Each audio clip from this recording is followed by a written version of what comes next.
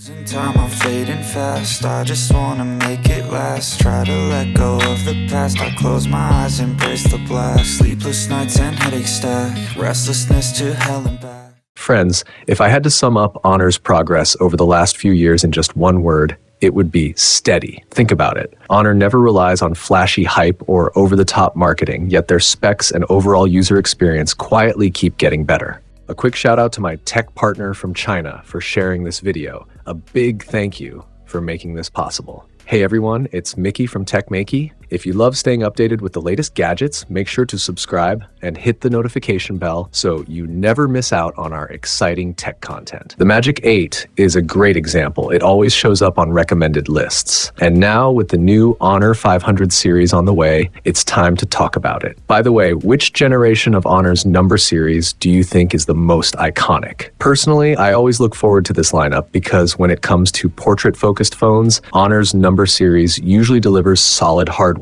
We've been using both of these phones for a while and even took some sample photos, yes, including shots of young ladies. Today though, the focus is on the standard Honor 500, with a few mentions of the Pro version along the way. Normally for a phone that's all about photography, I'd start with the camera, but this time, I want to talk about the design first. In my memory, the Honor number series has always had its own recognizable look. This time, the 500 series takes a different path. It doesn't use the usual top-left camera matrix, and it's not a centered big circle either. Instead, Honor has gone for a horizontal camera layout. Honestly, that's a bold move. We've seen this kind of riot shield style design before, but after a few years, it actually feels refreshing to see someone use it creatively again. Fashion really does come full circle. But unlike past designs, Honor didn't black out the entire module, so it doesn't look oversized or heavy at first glance. The slim module at the top also helps. It feels nice whether you hold the phone horizontally or vertically,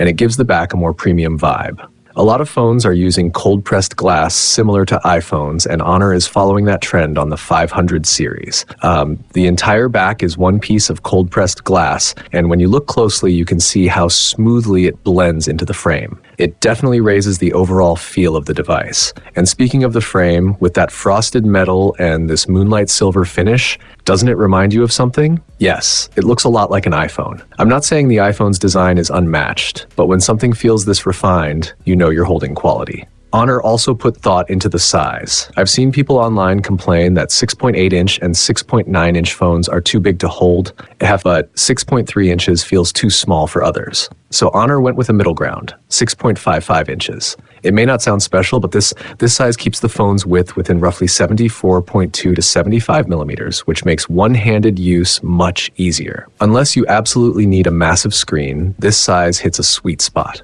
Honestly, other brands could take notes. Now about the display. The entire Honor 500 series uses a 1.5K panel, and the bezels are impressively slim. Honor didn't try to make all four sides perfectly symmetrical, so the chin is still a little thicker, but overall it looks good. Manual brightness goes over 600 nits, while auto brightness can jump past 1800 nits. That's quite strong for a device in this range. And if you know Honor, you know they're serious about eye protection. The Honor 500 uses single-pulse DC dimming above 90 nits and 3D 8 to 140 Hz high-frequency dimming for lower brightness levels. Plus, Honor has had an entire eye comfort section in their settings for years. My favorite part is the active monitoring. It actually reminds you when you're holding the phone incorrectly or pressing things in a way that could strain your eyes. A lot of people don't even realize when they're using their phone in ways that aren't great for their eyesight, so this feature is surprisingly helpful. Don't be fooled by the Honor 500's compact feel.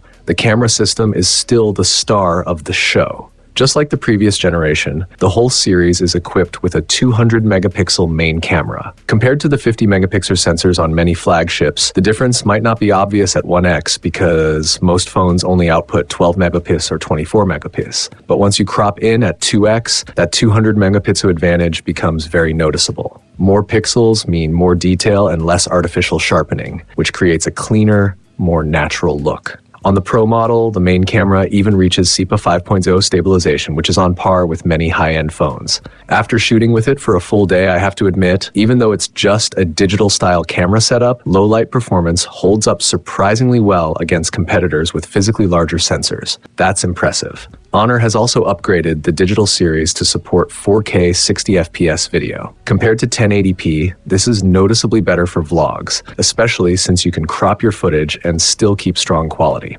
And since we usually test Honor's digital series with a young lady model, let's talk about live photos. Posting live photos is super popular these days. Honor's live mode is incredibly responsive, and it even works with portrait mode.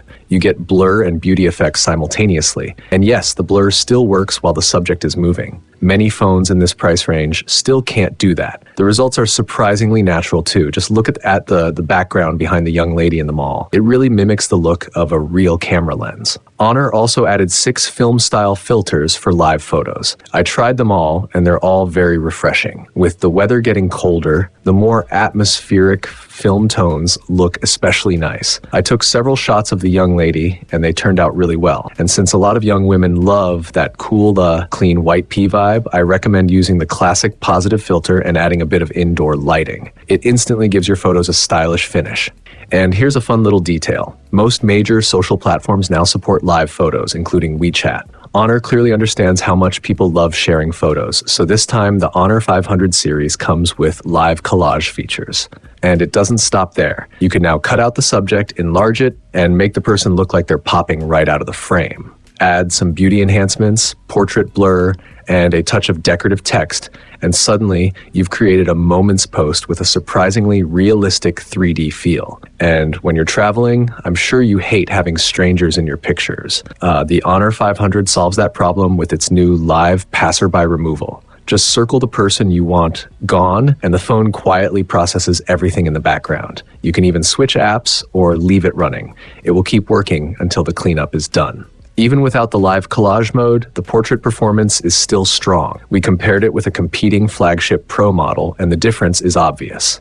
Honor's beauty algorithm doesn't over-whiten the skin. Instead, it keeps the natural highlights and shadows so the skin tone looks healthier and more rosy. Even the makeup comes through accurately. Everything is reproduced as it actually looks. But taking photos outside isn't enough, so we took our model indoors for a meal. The lighting was pretty dim, which normally causes many phones to distort colors. The Honor 500 held up really well, staying closer to reality. Meanwhile, the competitor's shot made the entire face look yellow. Although, to be fair, the competitor did preserve the hair color nicely. Still, thanks to its solid stabilization, the Honor 500 handles night portrait mode without effort. Overall, the model preferred the Honor's shots. Then we tested it under tough overhead lighting. I don't even need to point out which photo turned out better. You can see it yourself. This time, Honor also introduced AI Superlight Portrait Mode. Once you activate it, the photo still outputs at 12 megapixels, but the facial details and lighting look much richer. You can check the comparison and decide for yourself. I personally think this feature is fantastic for group selfies because everyone's face is smaller in the frame, and this setting helps restore detail evenly across all faces. It's getting to the point where the phone's results look close to a real camera. If that still isn't enough for you, the Honor 500 Pro adds a 3x telephoto lens. We've mentioned many times how ideal this focal length is for portraits. The compression and background separation are noticeably stronger than the main camera. Here are some sample images so you can get a sense of what it looks like.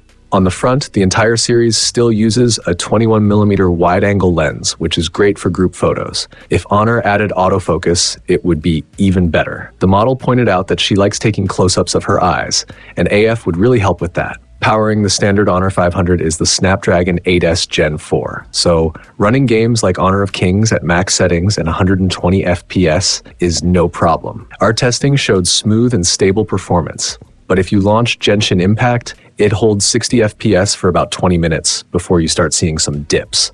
If you're planning to play Genshin regularly, I recommend the 500 Pro because it comes with the Snapdragon 8 Elite. It stayed perfectly stable for half an hour with no frame drops, and power consumption hovered slightly above 4 watts.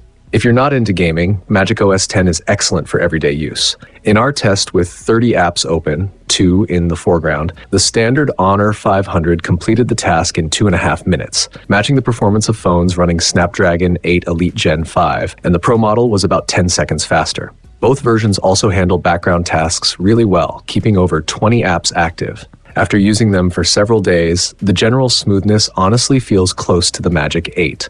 While some brands only optimize their flagship models, Honor treats all their models consistently, which is worth appreciating. But the biggest surprise is the battery. Would you believe Honor fit an 8,000 mAh battery into a phone this size? Yes, an 8 series battery.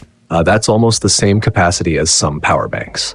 In real-life testing, both phones performed strongly. The Pro model ended with 69% battery, a huge improvement from the previous generation, and the standard version finished at 65%. If conditions allowed for an LTPO screen, I think the battery life would be even better. Both phones support 80-watt charging. At first glance, it sounds slow for such a large battery, but considering 8,000 milliamp hours, the charging time is totally reasonable. And if you pick the Pro version, you also get 50-watt wireless charging, a rare feature in this price bracket. With a battery this massive, you'd think Honor would let you help others out, and they do. The entire Honor 500 line supports 27-watt wired reverse charging. One phone can fully recharge 2 regular iPhones. So if your friend's phone dies while you're out together, you instantly become the power bank hero. As for other specs, the standard version comes with an optical fingerprint sensor, while the Pro offers ultrasonic fingerprint. Both models include full protection ratings, IP68, IP69, and IP69K. They also feature dual speakers, and to win back users, the speakers on the 500 series are extremely loud. You can hear them from far away. Just remember, maybe don't blast videos in public. If I had to sum up the Honor 500 series in one line, I'd call it a breakthrough generation. Even though the exterior has been completely redesigned, the core idea behind the Honor number series remains the same. The phone should look beautiful, and more importantly, make you look beautiful in photos. Compared to the Honor 100 from 2 years ago, the 500 series is slimmer and lighter, which is definitely the right move. Whether you're shopping online or offline, a compact, stylish phone is hard to resist. Just look at the hype around the iPhone Air. Most of it was about the design. Of course, the Honor 500 isn't just about appearance. That huge 8,000 mAh battery is impressive on its own, and the smooth day-to-day experience is equally reassuring. The rest of the specs hold up really well too. No wonder Honor calls these the Super Standard Edition and Super Pro Edition. They deliver their core features exceptionally well while still offering a high-end experience that competes with flagship devices. What do you think? Is this the kind of phone that fits your style?